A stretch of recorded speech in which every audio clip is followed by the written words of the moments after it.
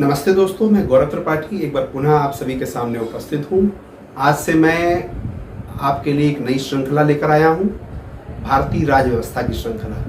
इस भारतीय राज्य व्यवस्था की श्रृंखला में हम उन सारे चैप्टर्स को, उन सारे अध्यायों को कवर करेंगे जिनसे कोई न कोई प्रश्न आपकी परीक्षा में पूछा जाता है। अगर हम लोक सेवा आयोग और राज्य लोक सेवा आयोग स्तरीय परीक्षाओं की चर्चा करें तो वहाँ पर इस राज्य व्यवस्था से कई सारे प्रश्न पूछे जाते हैं। अगर यूपी पीसीएस की बात करूं तो 150 प्रश्नों के प्रथम प्रश्न पत्र में लगभग 20 से 22 प्रश्न सीधे राज्य व्यवस्था से आते हैं।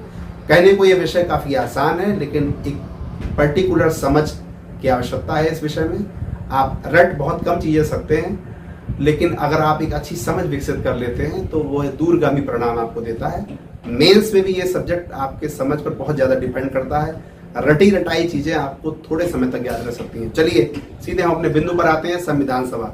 संविधान सभा के विषय में एक आम मत बना हुआ है कि ज्यादातर लोग जब पढ़ाना प्रारंभ करते हैं या ज्यादातर छात्र जब पढ़ना प्रारंभ करते हैं तो वो 9 दिसंबर 1946 की तिथि से ही पढ़ना प्रारंभ करते हैं कि संविधान सभा का गठन कब हुआ और संविधान सभा की पहली सभा कब हुई, तो वो इसी तारीख से पढ़ना प्रारंभ करते हैं। लेकिन हमें थोड़ा पृष्ठभूमि में जाने की आवश्यकता है और यह जानने की भी आवश्यकता है कि आखिर संविधान सभा का प्रश्न उठा कहाँ से। तो बहुत ज़्यादा पृष्ठभूमि में जाने की आवश्यकता नहीं है। आप उन जानकारियों को अवश्य अपने मस्तिष्क में रखें जिनसे आप उस भूमिका को बना सकें जो आगे काम आए।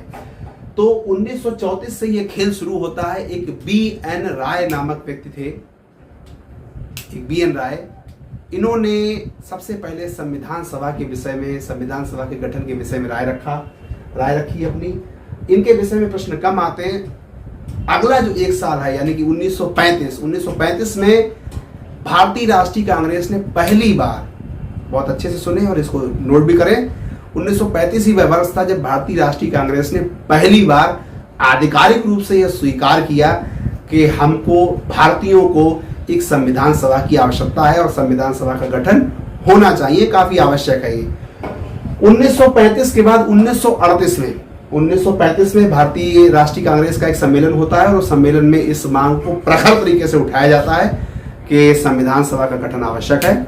उसके ठीक 3 साल बाद यानी 1938 में भारतीय राष्ट्रीय कांग्रेस की तरफ से पंडित जवाहरलाल नेहरू ने पहली बार पूरे दबदबे के साथ यह कहा, स्वीकारा और समस्त जनता के समक्ष और विशेषतः ब्रिटिश सरकार के समक्ष यह प्रस्ताव रखा कि हम अपने संविधान का गठन स्वयं करेंगे, हम संविधान सभा को बनाएंगे और संविधान का गठन करेंगे, संविधान को बनाएंगे। अब 1938 के बाद ही कुछ ऐसी परिस्थितियां उत्पन्न होती हैं वैश्विक पटल पे। आप सब जानते हैं 1939 में विश्व युद्ध प्रारंभ हो जाता है। 1939 में द्वितीय विश्व युद्ध प्रारंभ हो जाता है। तो द्वितीय विश्व प्रारंभ हो जाता है और ब्रिटिश उस द्वितीय विश्व युद्ध में ब्रिटेन संलिप्त हो जाता है। इसी बीच अगले साल यानी द्वितीय विश्व युद्ध प्रारंभ होने के अगले साल 1940 में एक अगस्त प्रस्ताव आता है। 1940 में आपको एक दो चीजें याद रखनी है कि 1940 में अगस्त प्रस्ताव भेजा जाता है ब्रिटिश संसद की तरफ से। उस वक्त ब्रिटेन के प्रधानमंत्री चर्चिल थे, क्योंकि ये सब चीजें भी कई बार पूछ ली जाती हैं। हालांकि आप इतिहास विषय में इन सारे बिंदुओं को बहुत ही डिटेल में पढ़ेंगे, लेकिन फिर भी एक हल्की सी समझ बनाने के लिए मैं आपको यहाँ भी कुछ बिंदु बता रहा हूँ। तो 1938 के बाद 1939 में द्वितीय विश्व युद्ध प्रारंभ होता है और 1939 में जब दबाव हल्का हल्का बढ़ने लगता है ब्रिटेन के ऊपर कि आप भारत का साथ क्यों नहीं लेते हैं, भारत क्यों नहीं आपका साथ दे रहा है, भारतीय आपका साथ क्यों नहीं दे रहे हैं, तो उस अभिप्राय से, उस प्रयोजन से ब्रिटेन के तत्कालीन प्रधानमंत्री चर्चिल साहब एक अगस्त प्रस्ताव प्रस्तुत करते हैं और उस अगस्त प्रस्ताव को 8 अगस्त 1940 को, मैंने यहाँ सिर्फ 1940 लिखा है, आप 8 अगस्त भी लिख सकते हैं। 8 अगस्त 1940, 8 अगस्त दिनांक थी, अगस्त प्रस्ताव आता है। इस अगस्त प्रस्ताव में क्या कहा जाता है? इस अगस्त प्रस्ताव में बहुत कुछ कहा जाता है, लेकिन आपको मुख्य बिंदु जो यहां पे समझ रहे हैं वो ये है कि ये अगस्त प्रस्ताव 1938 में पंडित नेहरू द्वारा घोषणा किए गए संविधान सभा के गठन को स्वीकार कर लेता है और ये कहता है कि बहुत सारी शर्तों के आधार पर एक अन्य शर्त लगा देता है कि हाँ ठीक है, हम द्वितीय विश्व युद्ध के उपरांत आपको संविधान सभा के गठन की अपॉर्चुनिटी देंगे। यह उतना प्रभावी नहीं रहता। इसके ठीक 2 साल बाद 1942 में, अब होता क्या है, 1939 में द्वितीय विश्व प्रारंभ होता है। ब्रिटेन पे दबाव हल्के हल्के बढ़ने लगता है। पहले दबाव में ब्रिटेन अगस्त प्रस्ताव लेकर आता है। जब और दबाव बढ़ता है तो 1942 में स्थिति ये आ जाती है जब जापान की शक्तियां बहुत बढ़ जाती हैं। जब आपको द्वितीय विश्व युद्ध पढ़ाऊंगा या इतिहास में ये सारे टॉपिक्स कवर करूंगा तो आपके दिमाग में बिल्कुल छाप के रख दूंगा कि ये सब सीन क्या है। अभी आपको सिर्फ वो जानकारी दे रहा हूं मैं जिससे आप संविधान सभा पर आ सकें। तो 1940 के बाद अगले 2 वर्षों में जापान की ताकत इतनी बढ़ जाती है कि अमेरिका, चीन, सोवियत संघ जैसे जो मित्र राष्ट्र हैं, किसके, ब्रिटेन के, इंग्लैंड के, वो दबाव बनाते हैं कि आप भारत के विषय में स्थितियां स्पष्ट क्यों नहीं करते हैं, भारत को स्वतंत्र क्यों नहीं करते हैं, या भारत की राजनीतिक, आर्थिक और सामाजिक स्थितियों को स्पष्ट क्यों नहीं करते हैं, उनका साथ क्यों नहीं लेते हैं। तो इस दबाव में पहला काम तो इंग्लैंड कर चुका था। 1940 में चर्चिल ने एक अगस्त प्रस्ताव बनाया और अगस्त प्रस्ताव को भेजा। अगला काम 1942 में करते क्रिप्स मिशन, एक कैबिनेट मंत्री होते हैं इनके, क्रिप्स, उनको भेजा जाता है, क्रिप्स मिशन।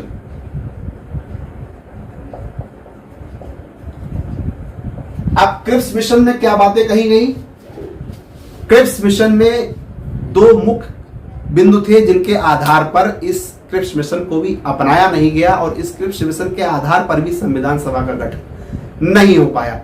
पहला बिंदु यह था कि इन्होंने पूर्ण स्वतंत्रता की बात ना कह के डोमिनियन स्टेट की बात की, और दूसरा बिंदु यह था कि इस क्रिप्स मिशन को केवल कांग्रेस ही नहीं, मुस्लिम लीग दोनों ने अस्वीकार कर दिया। कांग्रेस और मुस्लिम लीग 2 ही पार्टियां हुआ करती थी मुख्य रूप से, और इन्हीं दोनों के बीच सारे झगड़े चल रहे थे संविधान से लेकर बंटवारे तक के। आप हल्के हल्के पढ़ेंगे आगे सब।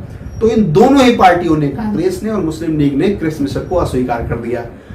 क्रिप्स मिशन के अस्वीकार होने के बाद 1945 में, जैसा कि आप जानते हैं, 39 में विश्व युद्ध प्रारंभ होता है, 45 में खत्म होता है। 45 में एक तरफ विश्व युद्ध खत्म होता है और हाल फिलहाल के दिनों में ही इंग्लैंड में सरकार बदल जाती है। चर्चिल साहब चले जाते हैं, एटली साहब आते हैं जो कि उदारवादी पार्टी के नेता थे और उदारवादी ही थे। तो वो उदारवादिता दिखाते हुए एक नए कॉन्सेप्ट लेके आते हैं, कैबिनेट मिशन। 1946 में कैबिनेट मिशन। देखिए, जब आप ये कहानी बना के दिमाग में डालेंगे, कैबिनेट मिशन, जब आप एक कहानी बना के दिमाग में डालेंगे तो इस चीज के आसार बहुत कम होते हैं कि आप भूलें। अब बच्चे डायरेक्ट पढ़ना स्टार्ट कर देते हैं कि 9 दिसंबर 1946 से संविधान सभा का खेल प्रारंभ होता है। तो आप ये पूरी पिक्चर अपने ब्रेन में रखें। तो 1942 में क्रिप्स मिशन फेल हो जाता है। ये वही क्रिप्स मिशन है जिसके बारे में गांधी जी क्रिप्स मिशन को एक दिवालिया बैंक का पोस्ट डेटेड चेक कहते हैं। ये वही क्रिप्स मिशन है। आप इतिहास में इन सबको बहुत डिटेल से पढ़ेंगे, यहां तो मैं आपको सतही बता रहा हूं। तो फिर कैबिनेट मिशन आता है। कैबिनेट मिशन कौन भेजता है? कैबिनेट मिशन 1946 में उस वक्त के प्रधानमंत्री एटली साहब भेजते हैं। कैबिनेट मिशन में 3 सदस्य होते हैं, 3 कैबिनेट मिनिस्टर्स होते हैं। इन तीनों के नाम बहुत पूछे जाते हैं, पैट्रिक लॉरेंस, अलेक्जेंडर और क्रिप्स साहब। पैट्रिक लॉरेंस, अलेक्जेंडर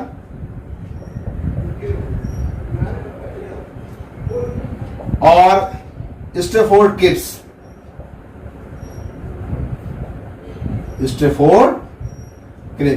तो ये तीनों सदस्य कैबिनेट मिशन के रूप में भारत आते हैं। भारत में ये भिन्न भिन्न पार्टियों से चर्चाएं करते हैं, मुलाकात करते हैं और एक खाका खींच देते हैं कि आखिर संविधान सभा का प्रारूप किस प्रकार से होना चाहिए, संविधान सभा किस प्रकार से काम करनी चाहिए, उसके सदस्यों का चुनाव किस प्रकार से होना चाहिए। तो ये कुछ 2-3 चीजों पे काम करते हैं और वो 2-3 चीजें मैं यहाँ लिख देता हूँ। ये प्रश्न में बहुत पूछी जाती है। एक तो ये सदस्यों के नाम का भी पूछे जाते हैं, एक ये पूछा जाता है कि 389 आपने सदस्य सुने होंगे, 389 सदस्य होंगे और प्रत्येक सदस्य 10 लाख की आबादी से चुना जाएगा।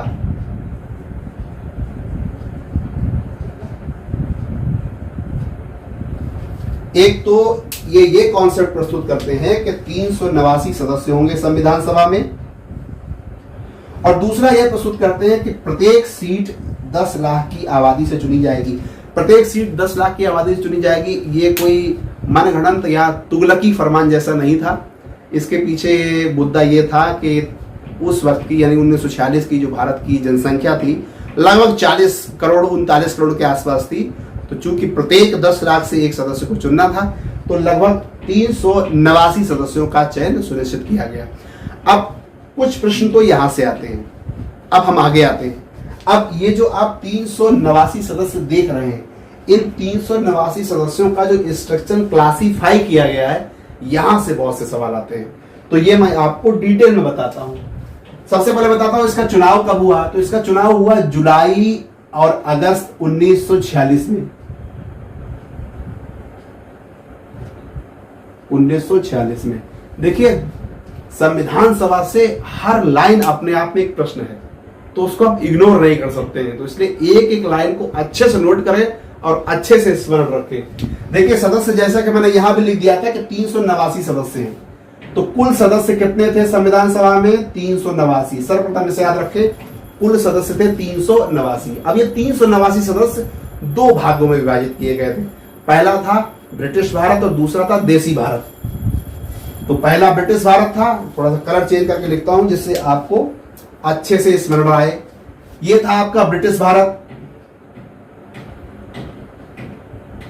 बल्कि ब्रिटिश भारत को तो मुझको डिवाइड करना है, तो मैं उधर लिखता हूं। ये है आपका ब्रिटिश भारत, और ये देशी रियासतें।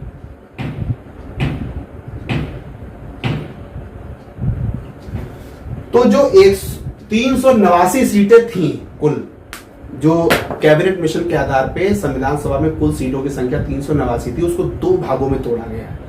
पहला वो सदस्य जो निर्वाचित किए गए और दूसरा वो सदस्य जो मनोनीत किए गए। तो ध्यान रखें, जो देसी रियासतों के सदस्य थे वह मनोनीत किए गए थे, और जो ब्रिटिश भारत से मेरा यहां कहने का तात्पर्य वो 11 प्रांत हैं। वो 11 प्रांत हैं जहां पर चुनाव हुआ करते थे, और पूरा भारत 11 प्रांतों में उस वक्त बटा हुआ था।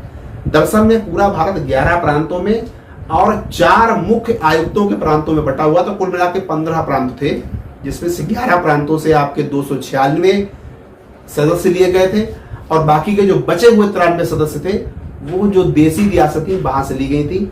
वो 296 में भी तोड़ा रहा था, जैसा कि मैंने आपको भी बताया कि एक तो 11 गवर्नरों के प्रांत थे, 11 प्रॉपर प्रांत थे जिसमें गवर्नर्स बैठा करते थे, और 4 और प्रांत थे जिनमें मुख्य आयुक्त बैठा करते थे। जो मुख्य आयुक्तों के प्रांत थे 4, उनसे 4 प्रत्येक प्रांत से एक एक सदस्य लिया गया था, तो 4 सदस्य वहां से लिए गए थे। तो ये प्रश्न काफी आते हैं। सबसे पहले देखिए 389 कुल संख्या, 389 को तोड़ेंगे 296 और 93 में, तो 296 ब्रिटिश और 93 देसी रियासतें। अब आप ध्यान रखें, अगर प्रश्न आए कितने सदस्य मनोनीत किए गए थे, 93 सदस्य मनोनीत किए गए थे। कितने सदस्य निर्वाचित किए गए थे, 296 सदस्य निर्वाचित किए गए थे। इन 296 को भी तोड़ दिया जाता है किसमें, जैसा कि मैंने अभी आपको बताया, 11 ब्रिटिश प्रांत जिसमें गवर्नर्स राज करते थे, और 4 मुख्य आयुक्तों के प्रांत थे। तो इसको आप ऐसे लिख ले, लाल कलम से लिख देता हूं मैं, इसको भी चेंज करके। 11 ब्रिटिश प्रांत थे और 4 मुख्य आयुक्त प्रांत थे।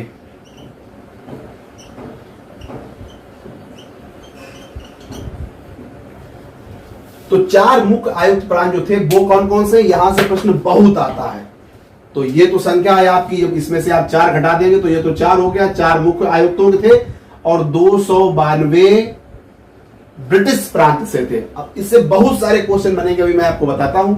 सबसे पहले ये 4 नाम लिखें। इसमें एक है दिल्ली, एक है कर्नाटक का कुर्ग, एक है राजस्थान का अजमेर मेरवाड़ा, और आखिरी है आपका बलूचिस्तान। दिल्ली, कुर्ग, कर्नाटक,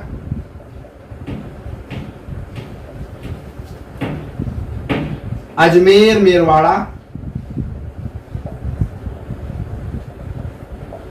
ये राजस्थान में है, आरजे लिख देता हूं शॉर्टकट में मैं। और आखिरी है आपका दिल्ली हो गया, कुर्क हो गया, अजमेर मेरवाड़ा हो गया, और आखिरी है आपका बलूचिस्तान, जो कि वर्तमान में पाकिस्तान में है। बलूचिस्तान ये वर्तमान में पाकिस्तान में है, पाकिस्तान। तो ये चार आपके मुख्य आयुक्त थे, ये चार आपके मुख्य आयुक्त थे। अब यहां से बहुत सारे प्रश्न उठ सकते हैं। कितने कुल सदस्य थे? 389 सदस्य थे। ब्रिटिश भारत में कितने थे? 296 थे। देसी भारत में कितने थे? 93 थे। ब्रिटिश भारत में भी 11 प्रांतों से कितने थे? 292 थे। आयुक्त प्रांतों से कितने थे? 4 थे। वह 4 प्रांत में फलाना में कौन सा एक प्रांत नहीं है? तो इस प्रकार के बहुत सारे प्रश्न आते हैं। अब देखिए, ये जो 296 ब्रिटिश भारत के सदस्य हैं, भाई 296 ब्रिटिश भारत के सदस्य हैं, देसी रियासतों के 93 सदस्य हैं, कुल मिला के 389 सदस्य हैं।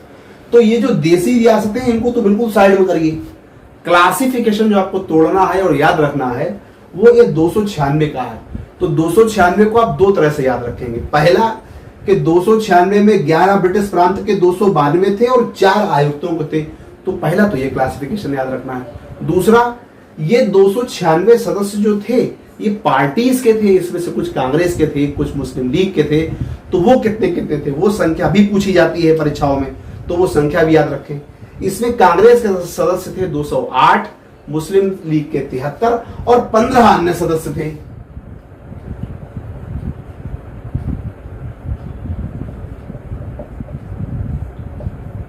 कांग्रेस के 208 सदस्य थे, इसमें मुस्लिम लीग के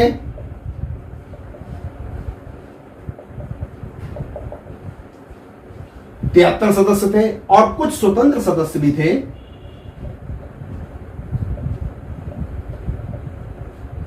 इनकी संख्या 15 थी। तो आप जोड़ेंगे तो 208 और 73, 281 और 281 और 15, 296। तो ये स्ट्रक्चर आपको याद रखना है। काफी सारे प्रश्न इस स्ट्रक्चर से आते हैं, कहीं ना कहीं से कोई ना कोई प्रश्न उठा के एग्जामिनर रख देता है पेपर में। तो ये तो पूरा का पूरा खेल था उस 9 दिसंबर 1946 से पहले का, जहां से आप में से कई सारे बच्चे पढ़ना प्रारंभ कर देते हैं। अब हम आएंगे उस 9 दिसंबर 1946 पे। तो आइए इसका एक स्क्रीनशॉट लीजिए, मैं इसको इरेज करता हूं और आगे आपको बताता हूं। तो जैसा कि मैंने आपको पिछली स्लाइड में बताया कि संविधान सभा में कितने सदस्य रखे गए, ब्रिटिश भारत से कितने थे, देसी रियासतों से कितने थे, 11 प्रांतों से कितने थे, 4 मुख्य आयुक्तों के प्रांतों से कितने थे, तो वो सब हमने पिछले स्लाइड में पढ़ा। अब यहाँ हम उसी तिथि से बात करेंगे जब पहला सम्मेलन होता है इसका। तो जैसा कि आप सब जानते हैं कि 9 दिसंबर 1946 को इसकी पहली सभा हुई, इसका पहला सम्मेलन हुआ, पहला अधिवेशन हुआ। तो मैंने सारे बिंदुओं को लाइन से लिख दिया जिससे आपको भ्रमित ना होना पड़े। अब इसको आपको इस 9 दिसंबर 1946 के विषय में क्या क्या याद रखना है। देखिए, इतिहास को या राज व्यवस्था को पढ़ने का एक बहुत आसान तरीका मैं आपको बता रहा हूं। आप तिथियों पे काम करें। आपको इतिहास समझनी है, तिथियों पे काम करें। राज व्यवस्था समझनी है, तिथियों पे और अनुच्छेदों पे काम करें। जैसे यहां तो आप संविधान सभा पढ़ रहे हैं, अभी तो सभा की ही बात चल रही है। जब संविधान में कूदेंगे तो हर जगह आपको अनुच्छेद नजर आएंगे। आपको भूगोल पढ़नी है, आप मैप पर काम करें। तो आप तिथियों को अगर स्मरण में रखेंगे तो इतिहास के साथ साथ भूगोल भी बहुत अच्छे से लर्न करेंगे आप। तो 9 दिसंबर 1946 को क्या होता है, संविधान सभा की पहली बैठक होती है। अध्यक्षता से करते हैं डॉक्टर सच्चिदानंद। यहां से बहुत प्रश्न पूछे जाते हैं। इनको पहले अध्यक्ष के बारे में पूछा जाता है, अस्थायी अध्यक्ष के विषय में पूछा जाता है, पहली सभा के अध्यक्ष के विषय में पूछा जाता है। बहुत सारे प्रश्न इस प्रकार से इनसे संबंधित आते हैं। मुस्लिम लीग ने इस पहले अधिवेशन का बहिष्कार किया था, यहां से प्रश्न आता है। इसको भी स्मरण रखें कि पहली जो संविधान सभा का अधिवेशन हुआ था 9 दिसंबर 1946 से, उसका मुस्लिम लीग ने पूर्णतया विरोध किया था। इसमें कितने सदस्यों ने भाग लिया, उसमें कितनी महिलाएं थी, इस प्रकार के प्रश्न भी आते हैं। तो 207 सदस्यों ने इस पहली अधिवेशन में भाग लिया था, जिसमें से 9 महिलाएं थीं। तो बहुत अच्छे से याद रखें, 9 दिसंबर को पहला होता है और पहले ही अधिवेशन में 2 दिन बाद यानी 11 दिसंबर 1946 को इसके अध्यक्ष बदल दिए जाते हैं। पहले सच्चिदानंद जी थे, अब बन जाते हैं राजेंद्र प्रसाद, या यूं कहें कि स्थायी सदस्य, स्थायी अध्यक्ष के रूप में राजेंद्र प्रसाद जी का चयन हो जाता है और ये ही पूरे संविधान सभा में इसके अध्यक्ष रहते हैं, अस्थायी अध्यक्ष रहते हैं। तो एक तो ये बिंदु आपको लगभग याद ही है कि ये बिंदु आपको याद रखना है, बहुत कम जगह आपको यह पढ़ाया और आपके द्वारा पढ़ा जाता है कि संविधान सभा का जो पहला अधिवेशन हुआ था उसमें संविधान सभा के लिए सिर्फ एक परमानेंट अध्यक्ष ही नहीं यानी राजेंद्र प्रसाद ही नहीं, अपितु 2 उपाध्यक्ष भी चुने गए थे। एक मुखर्जी साहब थे और एक कृष्णामाचारी थे। तो एच.सी. मुखर्जी और कृष्णामाचारी ये 2 उपाध्यक्ष थे। इसको अच्छे से याद रखें, नोट करें। अभी तक इस प्रकार का प्रश्न यहां से संभवतः नहीं आया है, लेकिन ऐसा किसी ग्रंथ में नहीं लिखा है कि नहीं आएगा, आ भी सकता है। तो ये 2 उपाध्यक्ष थे। 13 दिसंबर को ठीक 2 दिन बाद, 9 दिसंबर के 2 दिन बाद राजेंद्र प्रसाद जी को स्थायी अध्यक्ष बनाया जाता है। उसके ठीक 2 दिन बाद 13 दिसंबर को वो काम होता है जो हमारे संविधान की नींव बन जाता है। हालांकि उस काम को 22 जनवरी 1947 को अपनाया गया नेहरू जी द्वारा, पंडित नेहरू जी द्वारा 13 दिसंबर 1946 को संविधान का उद्देश्य प्रस्ताव प्रस्तुत किया जाता है। उद्देश्य प्रस्ताव में नेहरू जी के द्वारा यह बताया जाता है, बताने का प्रयास किया जाता है कि हमारा संविधान किन किन विषय वस्तुओं पर आधारित होगा, हमारे संविधान में क्या क्या होगा। तो पूरे संविधान का खाका एक छोटे से प्रारूप में नेहरू जी के द्वारा प्रस्तुत किया जाता है। 13 दिसंबर को हम उस तिथि के रूप में याद रखते हैं जब नेहरू जी के द्वारा उद्देश्य प्रस्ताव को प्रस्तुत किया गया। 12 जनवरी 1947 को हम उस तिथि के रूप में याद रखते हैं जब नेहरू जी द्वारा प्रस्तुत किए गए उद्देश्य प्रस्ताव को स्वीकार लिया गया, सर्वसम्मति से स्वीकार लिया गया। तो ये 2 तिथियां बहुत अच्छे से याद रखिए, इनसे बहुत प्रश्न आते हैं। प्रस्तुत किया गया 13 दिसंबर को, स्वीकारा गया 22 दिसंबर को।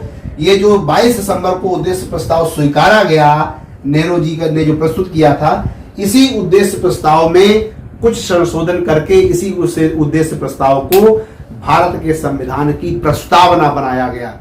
हम जिस भारत के संविधान की प्रस्तावना को पढ़ते हैं, जो प्रथम पृष्ठ होता है, जो कि पूरे संविधान की गाथा गाता है एक पृष्ठ में, वह यही उद्देश्य प्रस्ताव ही था। हम आगे आने वाले चैप्टर्स में एक एक करके सब कुछ कवर करेंगे तो आप विस्तार से जानेंगे। तो ये कुछ तिथियां आपको याद रखनी है, इनमें घटित घटनाओं को याद रखना है। अब यहां से भी कुछ प्रश्न आते हैं। देखिए, संविधान सभा में कुल कितनी महिलाएं थी? तो संविधान सभा में कुल 15 महिलाएं थी। संविधान सभा में कुल 15 महिलाएं थी और इन 15 महिलाओं में जो एकमात्र मुस्लिम लीग की महिला थी उसका नाम भी पूछा जाता है बेगम रसूल। बेगम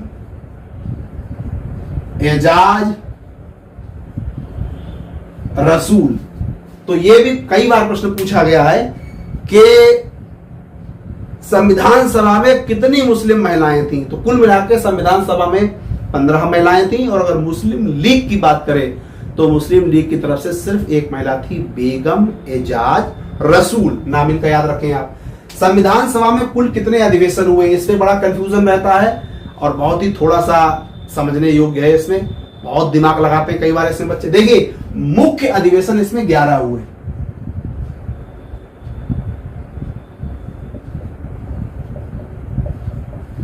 मुख्य अधिवेशन इसमें 11 हुए। इसका जो आखिरी अधिवेशन था, 11वां अधिवेशन, जो कि 14 नवंबर 1949 को शुरू हुआ था और 26 नवंबर 1949 को खत्म हुआ।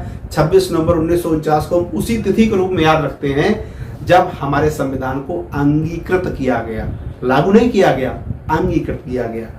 तो 26 नवंबर 1949 की जो तिथि थी वो 11वें सम्मेलन के समाप्त होने की तिथि थी, लेकिन एक नया सम्मेलन बुलाया गया 24 जनवरी 1950 को, यानी हमारे संविधान के लागू होने से ठीक 2 दिन पहले। और वो जो 24 जनवरी वाला सम्मेलन था वो 12वां सम्मेलन था, जो 24/1/1950 को बुलाया गया। तो ये 12वां सम्मेलन था, इसीलिए कई बार बच्चे 11 सम्मेलन टिक करके आते हैं, जबकि सही उत्तर 12 है। संविधान सभा के कुल 12 सम्मेलन हुए और 12वां सम्मेलन आपका 24/1/1950 को प्रारंभ हुआ था। संविधान सभा के संवैधानिक सलाहकार B.N. राय थे।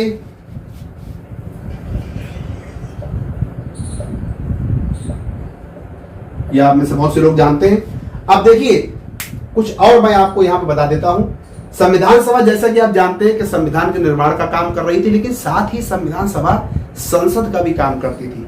जैसे आप में बहुतों ने सुना होगा अंतरिम सरकार, अंतरिम सरकार। अब आप में से कुछ बच्चे जो थोड़ा दिमाग से काम करते हैं, काफी बच्चे तो रट्टाफिकेशन पे काम करते हैं, कुछ जो थोड़ा सा दिमाग से काम करते हैं वो खोजते भी हैं और जान जाते हैं कि भैया संविधान सभा तो संविधान बनाने का काम कर रही थी। संविधान जब बनेगा तब सरकार बनेगी, सरकार जब बनेगी तो तब बनेगी जब ब्रिटिश सरकार चली जाएगी। तो अभी तो संविधान बन रहा है, ब्रिटिश सरकार गई ही नहीं है, तो ये अंतरिम सरकार कैसे? तो अंतरिम सरकार ऐसे कि संविधान सभा दो काम करा करती थी।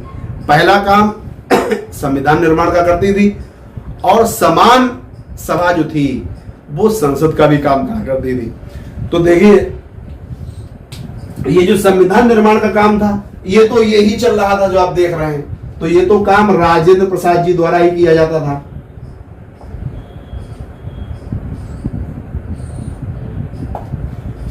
और संसद का काम जो किया जाता था वो एक मालवंकर साहब थे। आप में से बहुत से नाम भी उनका जानते होंगे।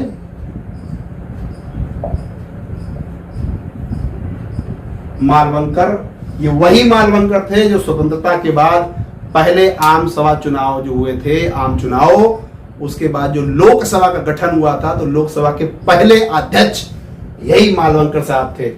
तो विधानसभा के निर्माण का काम करती थी, संविधान के निर्माण का काम करती थी संविधान सभा, और संसद का भी काम किया करती थी।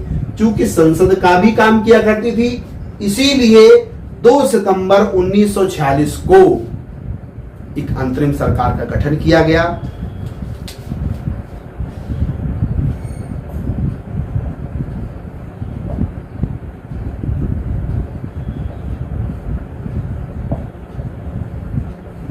और प्रारंभ में इस अंतरिम सरकार में मुस्लिम लीग शामिल नहीं था, लेकिन 26 अक्टूबर को मुस्लिम लीग भी इसमें शामिल हुआ, सहभागिता दी और 5 सदस्यों ने सदस्यता दी।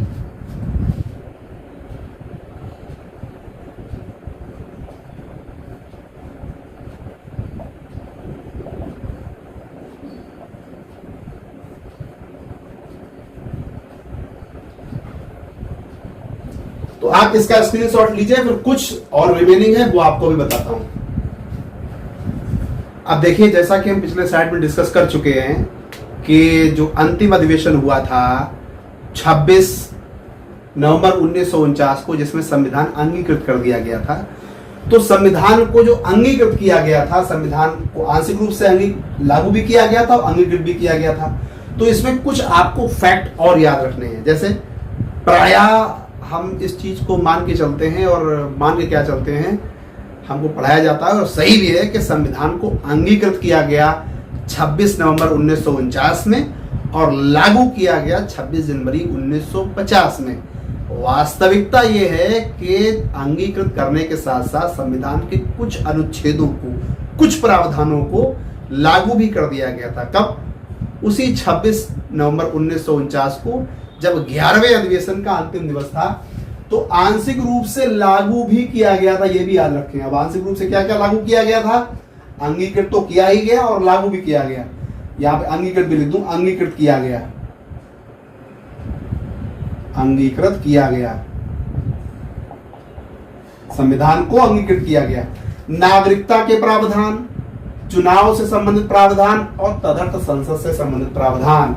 जैसा कि आप में से जो बच्चे पढ़े हैं वो जानते हैं, अनुच्छेद 5, 6, 7, 8, 9 ये सारे नागरिकता के हैं। इसी प्रकार आगे आपके संसद के हैं, तदर्थ संसद के हैं, चुनाव के हैं। तो ये अब आप एक एक अनुच्छेद तो यहाँ बताना जटिल है क्योंकि टाइम टेकिंग प्रोसेस हो जाएगा बहुत लंबा। आप पूरे संविधान में यही सब पढ़ेंगे और मैं आपको पढ़ाऊंगा।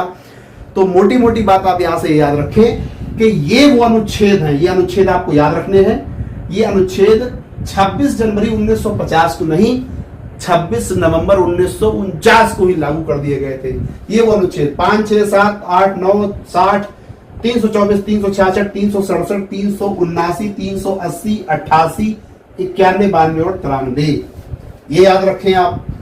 बाकी 26 जनवरी 1950 तो सब जानते हैं, बच्चा चौथे पांचवें में आता है तो उसको भी पता होता है कि 26 जनवरी 1950 को गणतंत्र दिवस है। क्यों है? क्योंकि संविधान लागू हुआ था। आपको ये याद रखना है कि संविधान लागू नहीं हुआ था, संविधान का बचा हुआ भाग लागू हुआ था, कुछ भाग 49 में ही लागू हो गया था। अच्छा, ये जो 26 जनवरी है, जब हमने अंगीकृत कर लिया, 26 नवंबर को हमने संविधान को अंगीकृत कर लिया और कुछ हिस्सों को लागू भी कर दिया, उसके बाद भी 26 जनवरी तक का इंतजार क्यों किया गया? वो इसलिए क्योंकि लाहौर में एक अधिवेशन हुआ था सन 1929 में, और उस अधिवेशन में पूर्ण स्वराज का नारा दिया गया था, और उसी पूर्ण स्वराज की नारे की जो तारीख थी वो थी 26 जनवरी 1930, और इसी 26 जनवरी 1930 को लाहौर में कांग्रेस के अधिवेशन में पूर्ण स्वराज दिवस मनाया गया था, पूर्ण स्वराज का नारा दिया गया था। इसीलिए 26 नवंबर 1949 को कुछ उपबंध लागू करने के बाद भी कुछ दिवस रुका गया और पूरी तरीके से इसे लागू किया गया 26 जनवरी 1950 को।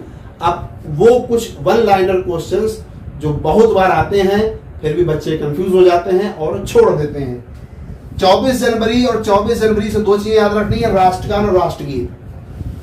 राष्ट्रगान और राष्ट्रगीत इन दोनों को कब अपनाया गया? इन दोनों को 12वीं बैठक में। 12वीं बैठक कब याद संपादित हुई?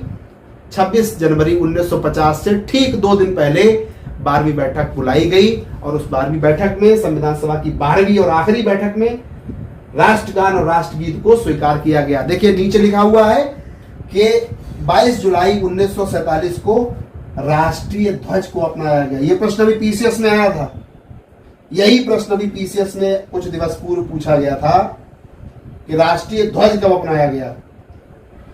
तो याद रखें 22 जुलाई 1947 को राष्ट्रीय ध्वज अपनाया गया था। 15 अगस्त 1947 को हमने पहला स्वतंत्रता दिवस मनाया, उससे कुछ दिवस पूर्व अपनाया गया था ये। तो ये एक संविधान सभा के बारे में कंप्लीट नहीं कहूंगा क्योंकि अभी कुछ प्रारूप बाकी हैं, उन प्रारूप पे काम करूं। कुछ समितियां बनाई गई थी संविधान सभा में, कुछ समितियां बनाई गई जैसे प्रारूप समिति, झंडा समिति, तो उनके विषय में एक बहुत ही छोटा वीडियो और आएगा। लेकिन कुल मिला के आप ये कह सकते हैं कि संविधान सभा के विषय में आप लगभग 80 से 85% आज पढ़ चुके हैं। इस चीज की कोई गुंजाइश नहीं है कि अगर आप इन लेक्चर्स को बहुत अच्छे से पढ़ेंगे, नोट डाउन करेंगे, 1 से 2 बार रिवाइज करेंगे, तो आपका संविधान सभा से कोई भी प्रश्न गलत होना है। तो बहुत जल्दी आपके सामने दोबारा पेश होता हूं संविधान सभा के दूसरे पोर्शन के साथ। तब तक के लिए नमस्कार।